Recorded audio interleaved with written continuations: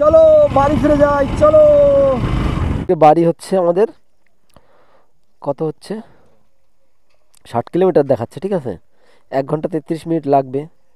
তো আমরা তালতলা থেকে, এই যাচ্ছে তালতলা, এই জায়গাটা, এখান থেকে আমরা এতটা আগে এসেছি, যে মেন রাস্তায় চলে এসেছি এখান দিয়ে। এখন যাব বাড়ির দিকে, 60 কিলোমিটার। চলো। কিন্তু কথাটা হচ্ছে কি, আমি যে ড্রেস পরে এসেছি, এই যে হাত খোলা, এই যে হাত খোলা, 2 হাতই খোলা। এই ভাই বাইক চলে যাচ্ছে তো ভাগারে।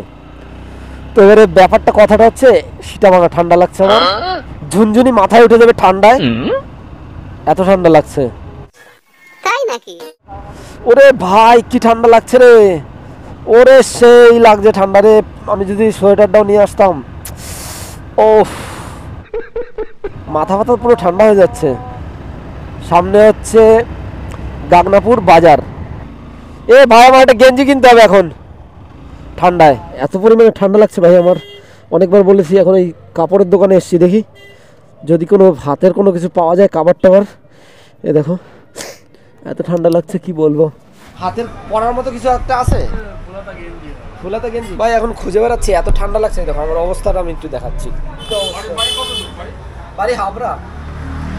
হাবড়া বলতে আমি তো পুরো বরফ হয়ে যাবো। শোনা গো আমার, স্টাইল মারতে গেলে এরকমই হয়। আগে স্বাদ। আচ্ছা কত হলে হবে, মানে 150? আমার কাছে আছে কত আগে দেখি, খরচা করে এসেছি তো। এই তোর কাছে অনলাইনে টাকা আছে? আমার তো পেমেন্ট হচ্ছে না। চেক করে দেখো তো, চলে গেছে দেখো তো, চেক করে। আমার এখান থেকে ব্যালেন্স কেটে নিয়েছে।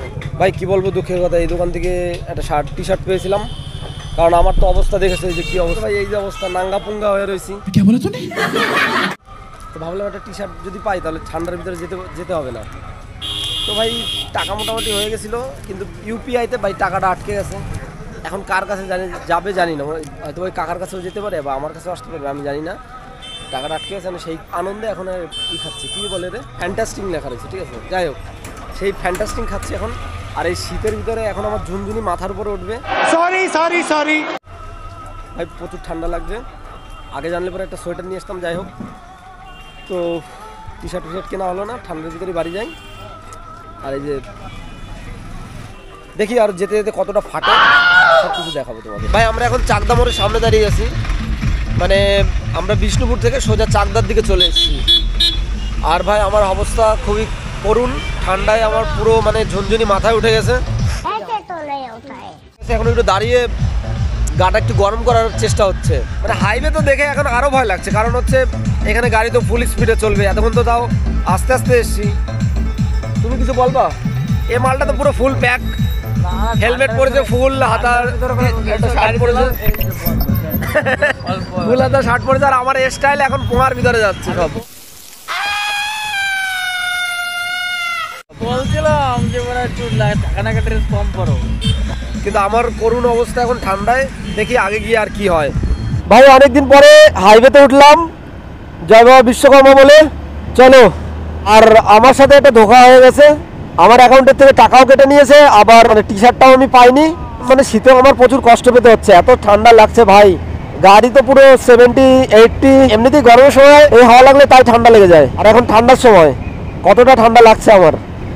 অবস্থা খুবই করুণ, কঠিন, খারাপ। ভাই এদিকে আমার চোখে যেন কি একটা পড়লো, আরে ইয়ার দিমাগ খারাপ হয়ে যাবে আমার। ভাই ঠান্ডায় মরে যাচ্ছি, আমার হাঁটু কাঁপছে এখন ঠান্ডায়। ভাই আমার ঝুনঝুনি কাঁপছে। 90, 100, 102 ভাই অনেকদিন পরে 102-তে উঠলাম গাড়ি। ও হো হো, একে তো ঠান্ডায় মরছি, তারপরে হিরিক কত ঠান্ডার ভিতরে গাড়ি 100-তে চালাচ্ছি। ভাই একদম মাখন মাখন, NH12 একদম মাখন হাইওয়েটা। এখানে কি টোল কাটছে না নাকি জানি না বাপু। টাইম হচ্ছে 7:08। অ্যাভেঞ্জার চালানোর মজাই আলাদা, একদম মনে হয় যেন শুয়ে শুয়ে চালাচ্ছে। দেখো ভাই বলে তো রয়্যাল এনফিল্ড চিরে যাচ্ছে, একদম পুরো চিরতে চিরতে। একটা চাদর হলেও হতো রে ভাই, এত ঠান্ডা লাগছে আমার। এখান থেকে আমাদের সামান্য একটু আগে গিয়েই এখান থেকে যেতে হবে আমাদের লেফট সাইডে, একটু চা খাবো, ঠান্ডা লাগছে, হাওয়া কম লাগছে না, ওই জন্য একটু গরম গরম লাগতেছিল। ওই জন্যই লরির পিছনে যাচ্ছি এখন। এই তো চায়ের দোকানটা।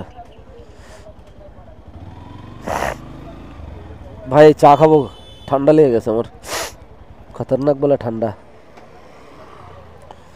আমার অবস্থা দেখ।